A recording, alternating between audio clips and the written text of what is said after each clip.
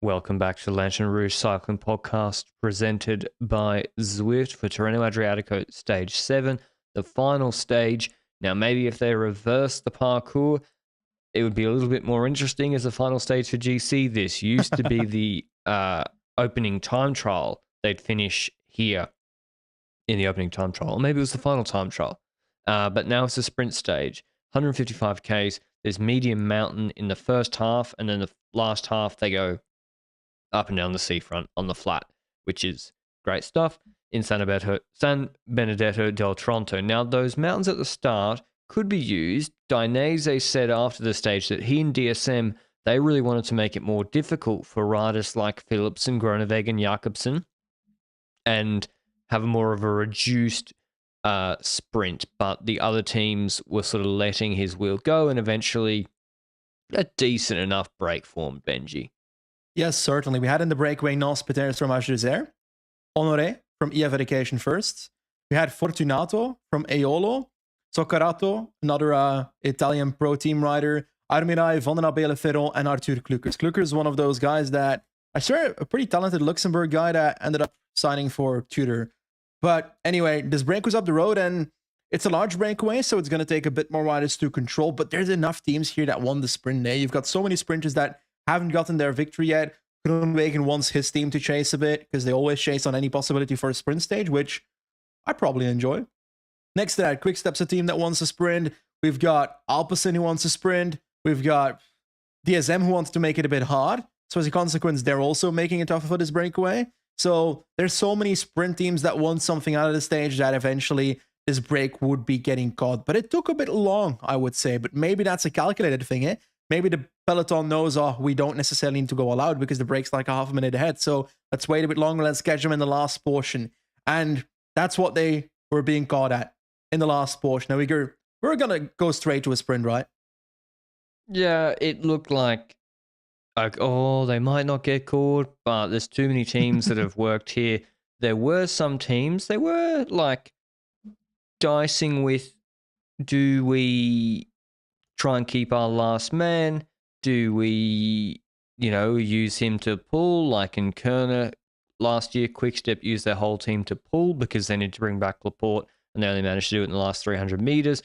It didn't get to that stage. The break was in sight. They could see them 5 seconds ahead with about 3.5 kilometers to go. Yeah. What was curious, this is a very, very technical finish. There's roundabouts, a narrowing of like 2-3 rider widths, very, very technical, dangerous, some would say, run in. And it's because stages finish in these towns, and European villages or towns that pay for the finish, well, there's loads of road furniture and traffic calming because that's a good thing for making cars slow down. But when a bike race comes through, it makes more obstacles to dodge. So, I mean, this stage is a perfect example to me of why the 3-kilometer rule is completely pointless, should be abolished, does nothing for safety, creates more stress, creates an additional sprint for an imaginary finish line that shouldn't really be there, because now the GC teams keep pacing after 3 kilometers to go. We see it all the time, particularly with Ineos. Yeah, Filippo Ganna's the rider that's at the front. Then the curious thing when it comes to that is that he's pacing with no Ineos rider within the 30 or 40 first riders. Now, I'm guessing, and you're guessing, that it's because Gegenhardt was probably near him initially, and then he went to the front, and Gegenhardt lost the wheel somewhere or something, and he thought that Gegenhardt was still close, I would guess. But there's no point in that, eh? Right? What was the point in a team being still doing that? Is it because they're still scared of crashing? Yeah, I think, well, it's one of two things. Either Ganna thought someone could lose the wheel through one of these corners, and Van der Poel nearly had his wheel lost through one of these corners or quick sections. Or second, yeah, they think the 3-kilometer rule's nice and all, but you still need to finish in the bunch. Yeah. And it is safer at the front. So we don't want our riders crashing. We don't want them caught behind a split if there is a split. So, yeah, like it just... Anyway, there's studies that have been done that show that the 3-kilometer rule, the introduction of it, has not reduced crashes. And I would say it increases stress. And we should be more focusing on having safer finishes, which have been a struggle this week. We had a car on the course in Paris today. We had that ridiculous bollard in one of the sprint stages earlier in the week in Paris that Martinez nearly careened into. That Seneschal was talking about on Twitter. Same across all the races. Anyway, if you don't want to have issues on the road, the Zwift Hub is the training device for you with full immersion feel. It feels completely real. Smarter workouts, a wireless connection, whisper quiet, and a rock solid construction for $4.99. Built for your bike, coming pre-installed with a cassette to match the gearing on your bike, and easy to set up instructions. If you want to check it out and then jump onto the Zwift, you can go to the link down below to check out the Zwift Hub, the best value price trainer in the overall trainer market. Thanks to Zwift, as always, for supporting the show. But coming to a sprint, Benji, Jakobsen. I've been saying Jakobsen Mechanical Day for a while, and it finally came. Merlier didn't get every sprint right either at Paris. That's for certain.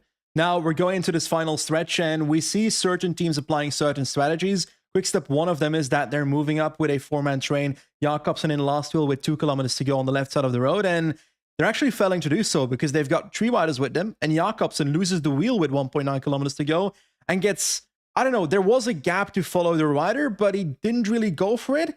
Maybe there's still a bit of the scariness from his Tour de Polonia history and so forth. I would believe that Jakobsen probably still has consequences of that in terms of his abilities of going through gaps and so forth, and a slight fear there, which is understandable. And in this situation, he just doesn't really follow Ballerini through that gap. And as a consequence, he's not with Ballerini, who moves up with the other 2 riders almost to the front. And Jakobsen ends up without a pilot with 1.5 kilometers to go and has to try and move up alone. But if he's positioned 25 then into the last kilometer, another Quickstep rider is P13, another rider is P3.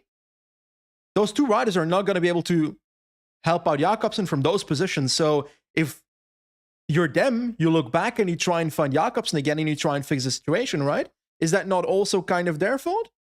Nah, I've seen Jakobsen let his lead-outs wheel go too many times now to put it on them. Seneschal tried to... Oh, no, that was Merlier. I'm talking San Juan. San Juan, he let... Same sprint. He let Mercury's wheel go. And then he shot up the barriers, and that stupid spectator was leaning with the phone out and nearly... Well, it did hit him in the face, but it could have cut him up or something worse. I don't know. You needed to be first, like 6 wheels with 1K to go. That was the problem with this sprint. That was where you needed to be at. And we have GC teams mixing it up. Van Aert didn't contest this sprint. We saw he was riding for Roglic in the wheel. I was hoping to see Roglic maybe leading Van Aert out. Didn't happen. It was a bit of a messy sprint. No one crashed, thank God. But Philipsen and Van der Poel was really good again today. This is two lead outs in a row where he's been good, and also I think he had a gap through a corner, looked back and kind of paused a bit rather than unleashing full beans. Yeah, that seemed to be the case. And you've got the situation, you have Mathieu van der Poel going into those corners. Ballerini's still there. That was the rider of Quickstep. That was the highest up. That's in second position. Philipsen in third wheel. When it comes to the other sprinters, there were 2 more teams that really mattered for a potential stage win here that both kind of came up at the same time. First, you have Jayco, who had a strategy where they had firsts with roughly 1.3 kilometers to go.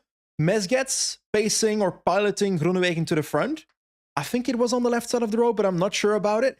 And they move up, and Mesgets, instead of like dropping off, he goes and sit behind Groenewegen roughly. And we see that come into play in the final when Groenewegen is trying to get to the wheel of Philipsen in this sprint, and Mesgets is still in the wheel to try and help him out later on, because then Mesgets gives another lead out for Groenewegen on the right side of the road. And the same happens with Cofidis, where they've got multiple riders there, 2 riders, and they also pull a lead out at that final. So, like you said, Mathieu van der Poel going through that corner, in his wheel Ballerini, Philipsen, 2 riders of 2 teams that are ready to do another lead out next to those riders, and we go into the final section. Gaviria was in pretty good position. I was quite disappointed with where he finished. Maybe he spent a lot to get there. I mean, he doesn't really have a last man here. Bauhaus was brought up by, I think, let me guess, he's Italian, he's got to be here, Pasqualon. So and Pascalon's actually been pretty solid. 35, 36 years old from Intermarché. He's still a very valuable rider, I think. He brings Bauhaus up, but being brought up with 500 meters to go is always so much more costly than just being third wheel, getting a lead out already from 500 meters to go. And that's where Philipsen was. We saw the same thing with Coy and Paris-Nice. You don't want to be second wheel.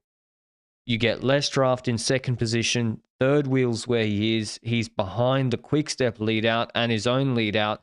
And Ballerini, you asked me, should it criticize quick step Benji? This is where, yes. Yeah. If you do not have your lead out, and you can look back when it's strung out a bit, you'll see, I've seen guys look back, like I think Van Poppel or Mullen have done it before. If you look back and your lead out man is not third wheel, and then if he's not third or second wheel, then you probably can't see him at all. If you can't see him at all, stop your lead out. Stop your lead out completely. All you're doing is making it harder for him to move up. And in reality, Jakobsen was not contesting. But what if Jakobsen was in fifth wheel?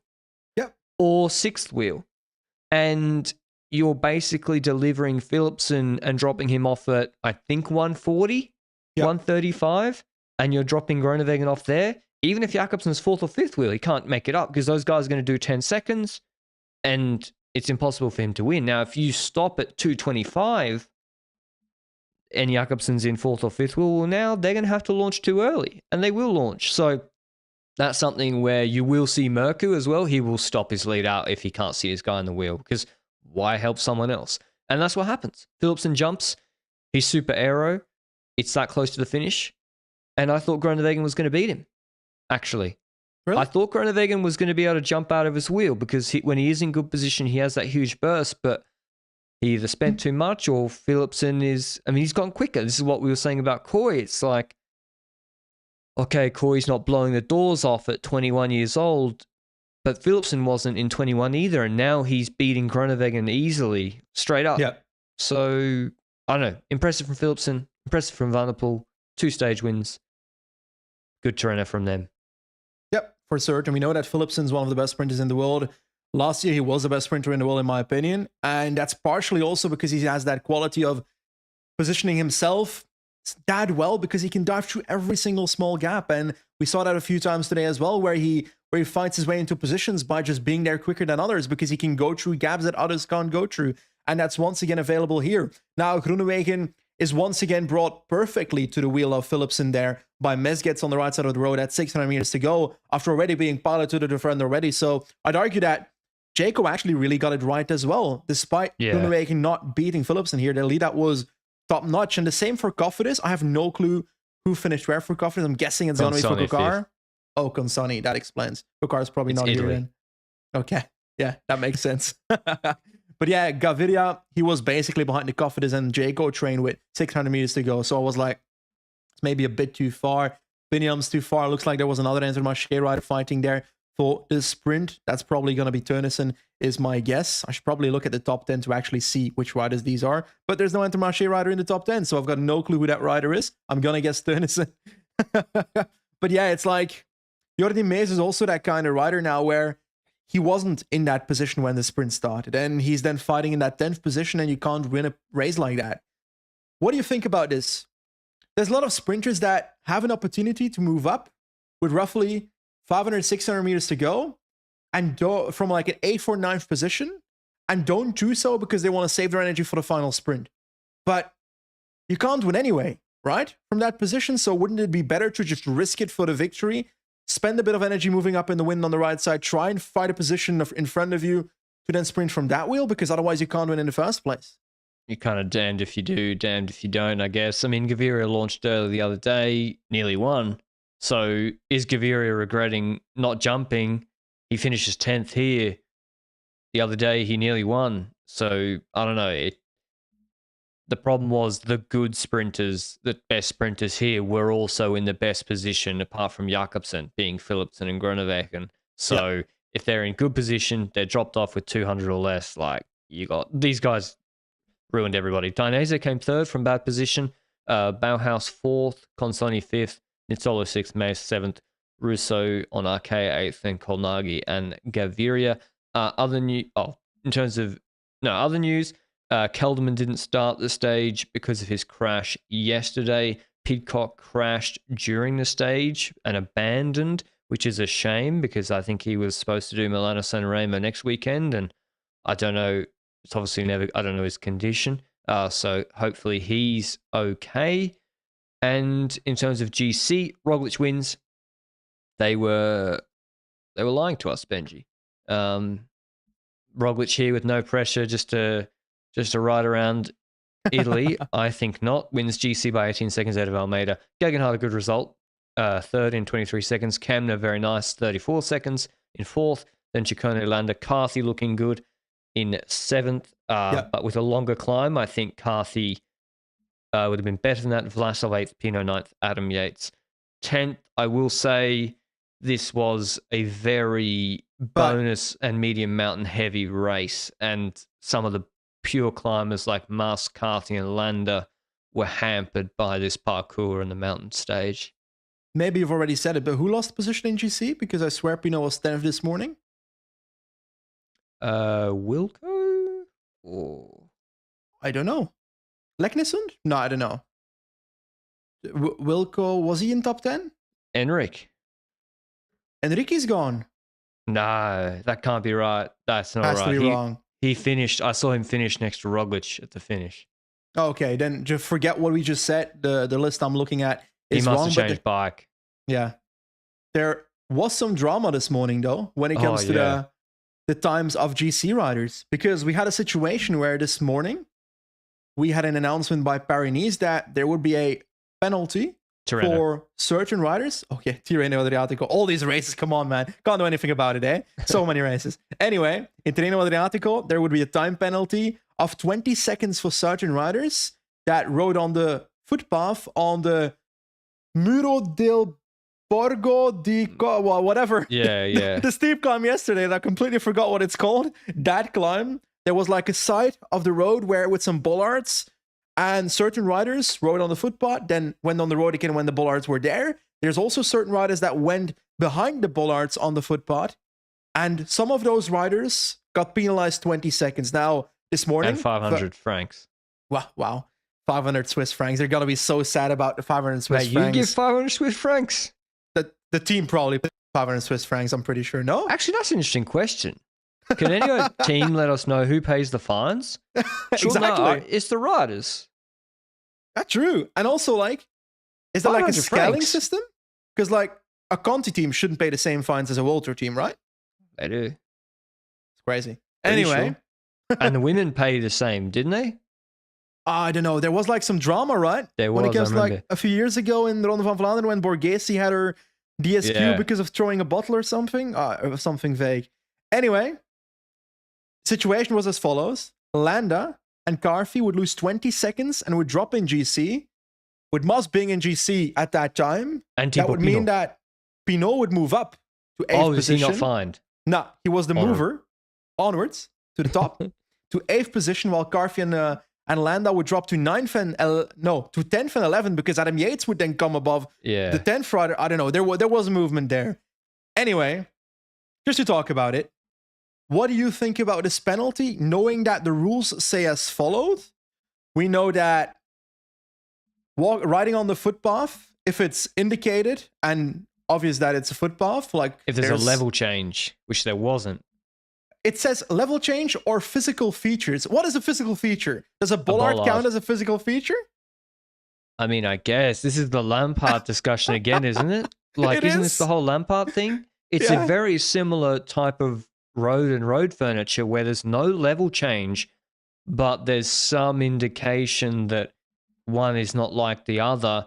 And isn't there something in the rules about if that's the case, it's incumbent on the organizers to put shouldn't they just, if they don't want them riding there, put a strip of just what's a strip? Fragile tape. That's the one. Yeah, the police tape, the murder scene tape between the bollards. Just tie it up, take 5 seconds. And they're doing a circuit, by the way. They do this climb 3 times. And problem solved. Yeah, exactly. Now, there's also a segment in the rules. that says that the organizers should actually block this off. Like you mentioned, if there's a large chance of a rider deviating from the course, whether it's on purpose or not on purpose. So I'd argue that there's also blame to be given to the organizers here in the same way that we said at Paris-Roubaix with the Lampard discussion when he went like off the road and then around the boulder thingies that were standing by the side of the road. Anyway, all this being said, there's also multiple riders that and did this around the bollard, because those are the riders that did get penalized, not the ones that went on the footpath without the bollards, only the ones behind the bollard. And there's plenty of riders that did that, like Ave that I counted just by watching in 6 minutes. Just scrolled back to the stage of yesterday, saw 8 riders that also went behind the bollards and weren't penalized. So, wait, so you're allowed to go between the bollards? Yeah. You're allowed to ride on the footpath, but you cannot go behind the bollard. Makes no sense. Well, does it make sense? They announced this morning. They didn't do it last night. I don't know if maybe it was last night, but I saw it this morning on Twitter that it rose up. So, and then they rescinded it during the stage. Yeah. So just we've been through this entire discussion to say to you that they brought in that rule, they penalized those riders just to unpenalize them during the stage. So it's all been useless, but it does make you question everything, eh? Because, like, first of all, not consistently applying the rule to all the riders behind the bollards. Secondly, should it be only for riders that go behind bollards? Because otherwise, Roglic and Almeida should also have lost 20 seconds because they were also on the footpath. Then half the peloton loses 20 seconds. That's what's happened, though. Clearly, like someone from Bahrain or EF, quite rightly, have sent very obvious screenshots to the commissaire saying, "Are you fucking kidding me? How have you not penalized everyone else that did this?" And then they're like, "Oh, well, we can't give everyone 20 seconds, so but if the bollards are the physical features in the rules, then the riders that ride in between aren't technically breaking that rule unless you're going to count the gutter as the physical feature that divides the road and the footpath." It's becoming difficult, huh?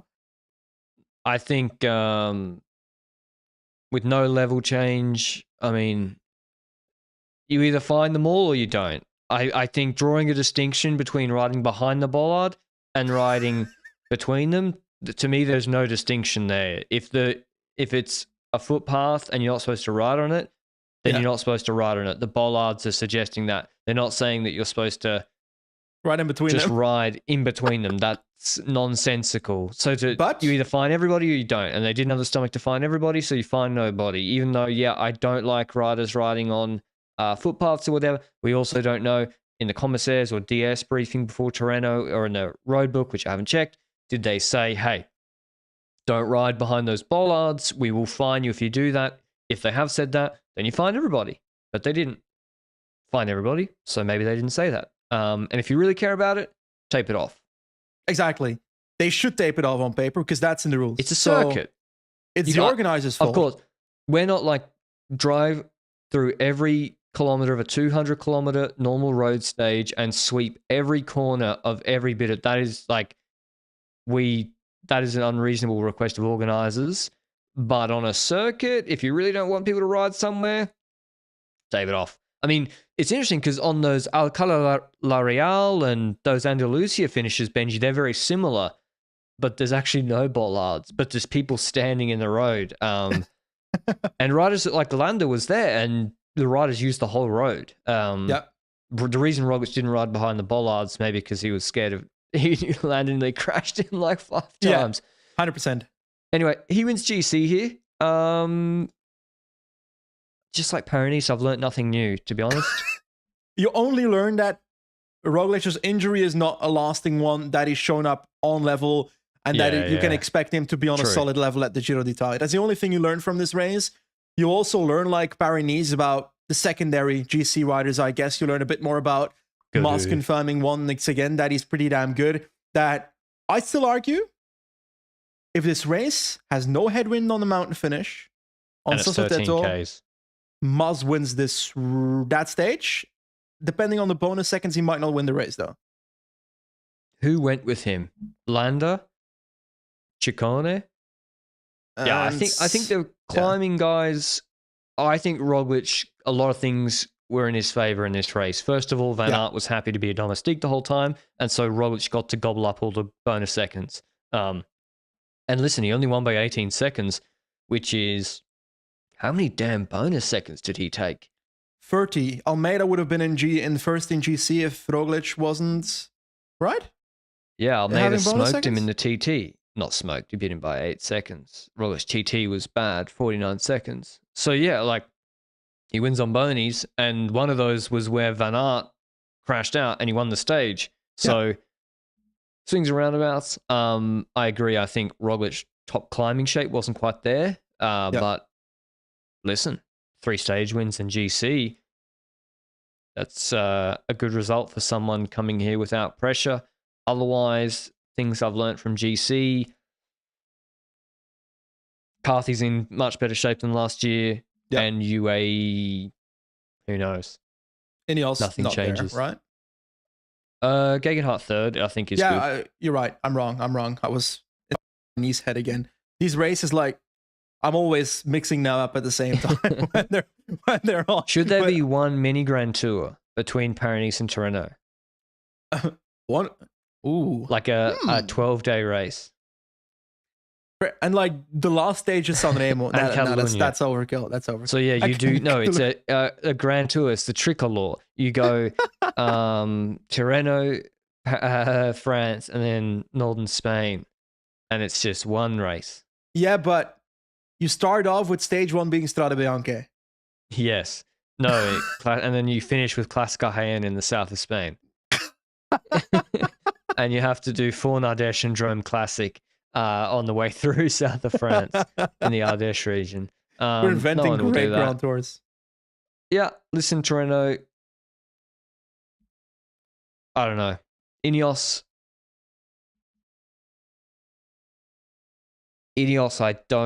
I don't know what I'll do if I was them, actually, to be honest. Like, I really... Giro's easy, all in for G. I would send Gegenhardt to the Tour. I would not send him to the Giro. I think Gegenhardt is looking like... And things can change, obviously. But apart from G, who is still their best GC leader at 30 whatever years old, but he's doing the Giro. And I think Gegenhardt's their second best on current form. He's third in Valenciana, 6th in Andalusia, 3rd in Tirreno with multiple podiums on stages. And the Tour de France is punchy. Some of the stages, Puy de Dôme is not so long. There is no TT kilometers and it's a hilly TT. I think Gegenhardt to the Tour makes a lot of sense to me, actually. I do think that Rodriguez will be on the same level that a Gegenhardt would be at the Tour. He's just injured right now since Strade Bianche. True. So that's like a similar thing, but I don't really mind them having 2 co-leaders like that in that race. In the same way that they had at the Vuelta, for example, multiple leaders. Like, even adding a Sivakov to that is not a crime. I mean, you can't go in with Gegenhardt as a sole leader because he crashed out of the Vuelta. You saw that coming in Les Prairies, the technical run-in. I think Sivakov was caught up maybe there too. You can't put all your eggs in the Pidcock, Sivakov, Gegenhardt basket. So listen, throw a lot of shit at the wall and hope something sticks. Like, Pidcock's obviously going to go and get support. I wouldn't sacrifice Gegenhardt for him initially. Maybe you can win a stage. Like, winning a stage definitely is better than not winning a stage. Hater Giro together with Thomas, or would you go all out for Thomas? Because there's hilly sprint stages in the Giro that I would argue. But yeah, Ethan Hater's positioning, let's be honest about it. That's the big issue, eh? He can do Settimana Internazionale, copy Bartoli. He can win Tour de Hungary GC. It's not at the same time as the Giro. Luke Plapp, Giro? Sure. I mean, yeah, go for G. G's good in the cold. 100% for G. Vuelta, Rodriguez, and whoever. Martinez.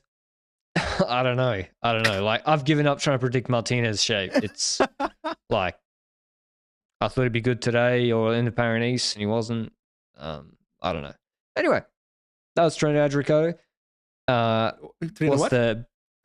Pardon? What did you say? That was the end of Tirreno-Adriatico. Okay. Burn after reading. What did we learn? No fucking idea. Roglic still the Terminator. Wins 3-stage in GC. Thanks very much for listening as always, and we're back with the Milano Sanremo preview early next week. Till then, ciao.